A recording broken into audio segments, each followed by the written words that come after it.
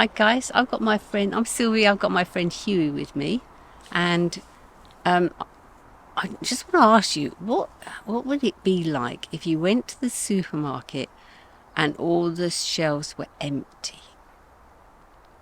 Now this is what it was like in a place called Bethlehem. Now I want to tell you this story. It was about a man, his man and a lady. His name was Elimelech, and his wife's name was Naomi. And this happened, about 900 and something years before Jesus was on the scene. So it was a very long time ago. Jesus was born 2,000 years ago, and it was another nearly 1,000 years before that. And they had two sons. What was their names? Malon and Killian. I think that's what their names were. And one day, Elimelech said to Naomi, because they didn't have supermarkets in those days, the harvest didn't happen because it hadn't rained, so they didn't have a harvest. And he said, "Oh, we can't take this. We'll have to go and find food." So they went to a place.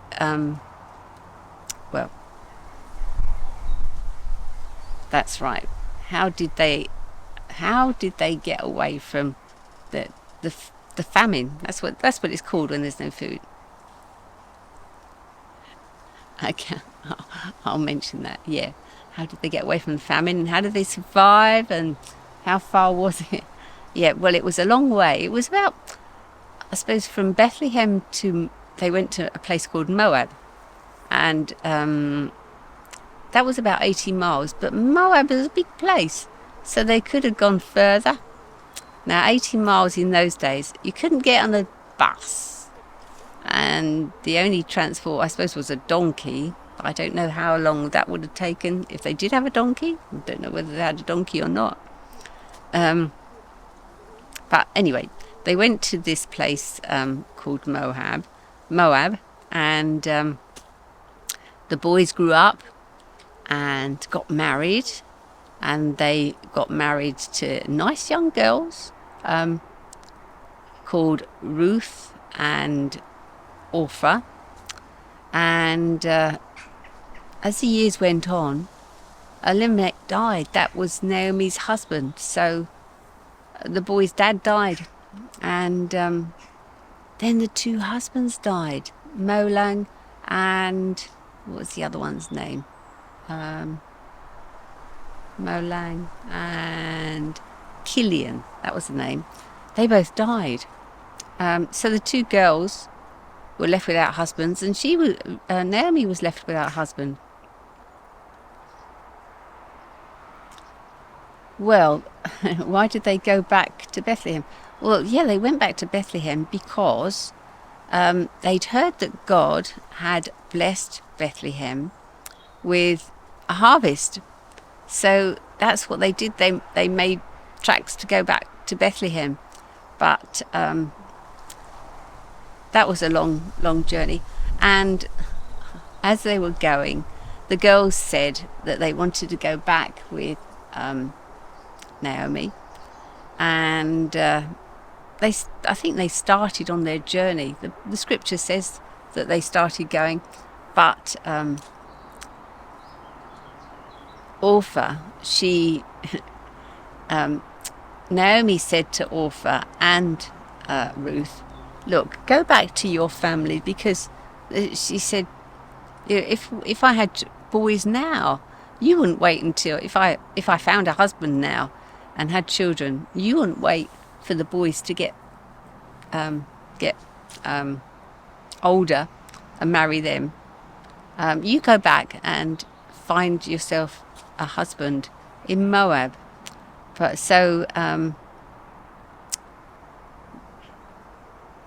Orpha went, but Ruth, she said, "No, where you go, I'll go, and I'll worship the God you worship, I'll worship." Because in Moab they worshipped another God, not the God of Abraham, Isaac and Jacob, the God Almighty.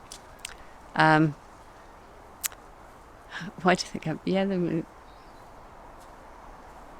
was it good in Bethlehem? Well, it took some time for them to go to Bethlehem, and when they got there, they had left land or a house in Bethlehem, but everyone was surprised to see Naomi back, and she said, "Don't call me Naomi." She said, "Call me," I think it was Myra, because she said, "I'm bitter," which that's what the name means, because she was bitter with God that God had caused her husband and her sons to die, and now she was back in Bethlehem. And what did they eat in Bethlehem? Well, it was the harvest time, so she went out to the it was the thing in those days that if someone was poor, the people that owned the land, that grew the harvest, the wheat and the barley, it was the barley harvest, and it was their practice that this is what God has said, that with the harvest, don't harvest up to the edge of the field, leave the edge of the field so that the poor can go and collect gleanings, they can collect some grain. So this is what Ruth did. She went out and collected the grain, and she was at this field all day long, and when there was the owner of the field came, and his name was Boaz, and he said, "Oh, who's that young girl, that foreigner?" Because he recognised that she was from a different country. "Who's that foreigner?" And they told him, and he went up to her and he said, "Oh, I've heard how you've come back with your mother-in-law now, Naomi, and how you've been so good to her and accompanied her coming back, and all the good things that Ruth had done for her mother-in-law." And he said, "Don't go in that field over there, because I've instructed the men not to touch you. You stay in this field, and I'll look after you here, and get some water from those big canisters, those big jars, and when you're thirsty." So that's what she did, and she went home to Naomi and told her all these things that happened. Was Boaz nice? Well, he was nice, and as the time went on, they collected all the barley, and Ruth was looked after, and she looked after her mother-in-law by bringing the barley harvest back home, so they had something to eat.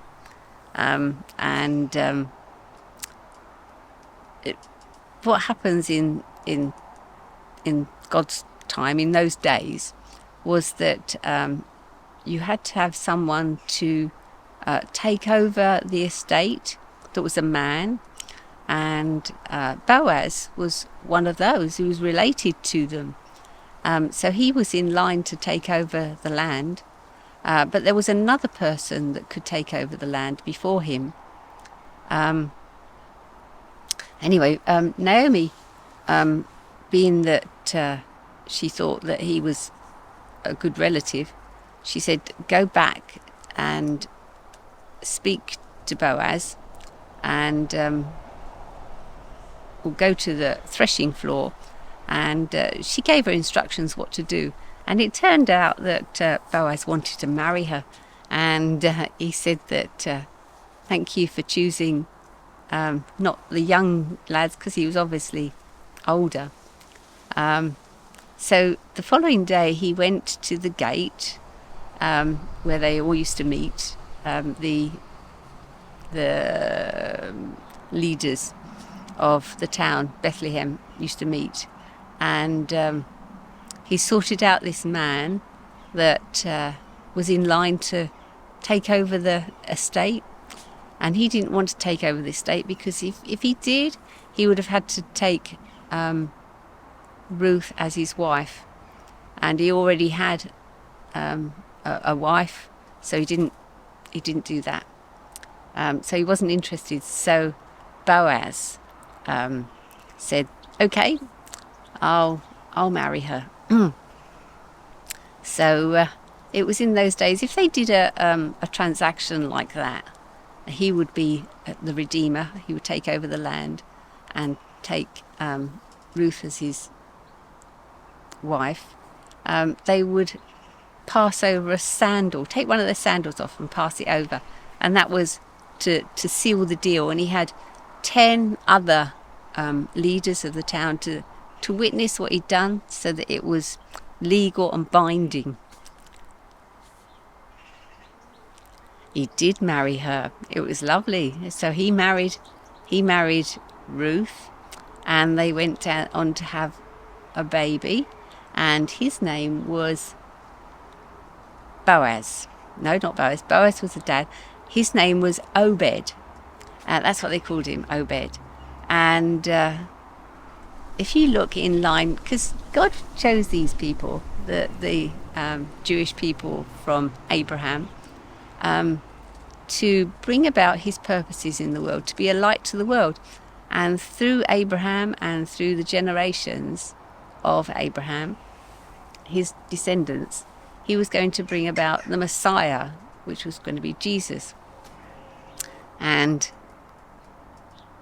Obed turned out to, as he got older, he became the father of he became the father of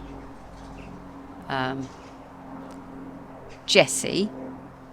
And then Jesse, when he grew up, he became the father of David. He became the father of David. Yeah. So, and David became king over Bethlehem. And it was through David's line that he was King David. And through that, God said there would become a kingdom that will never end. The throne of David, it would go on forever until eternity. Isn't that a lovely story? I'll say a prayer.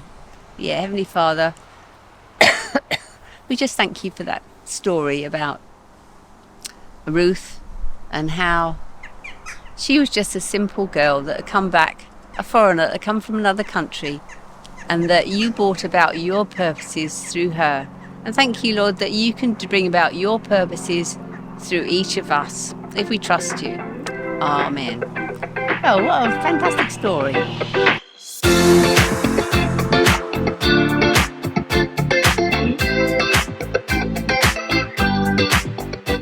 Hi guys, this is Sylvia Busy Art, and this is the creation for today, and it's the story of Ruth. So this is her gleaning the fields, and this is how we make it. So I'll fold this over on the dotted line like that, and I'll cut down here.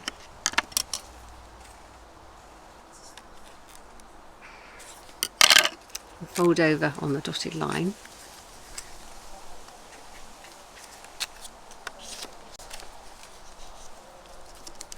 And bring that triangle up.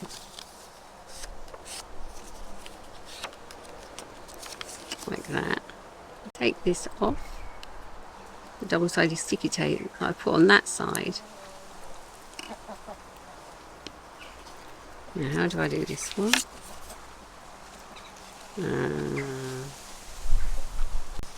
Just turn it around my way to see what I'm doing. Yeah, like that. So it's stuck on. It's stuck on along. Oopsie daisy. Along this bit, but not going over that fold line, so that it's doesn't get bent. Now we've got this here, and that can just go down here. So we line it up level with the bottom, and then I think that's it. And then I put double-sided sticky tape over this folded piece, so that can go down there, and this folded piece down there, and then we do a natural fold, so we fold it over and that goes down there, and it's ta-da! Well, I hope you've enjoyed making that. Remember the story of God's provision for Ruth and lovely Boaz. Sure you've enjoyed doing that. God bless and see you next time.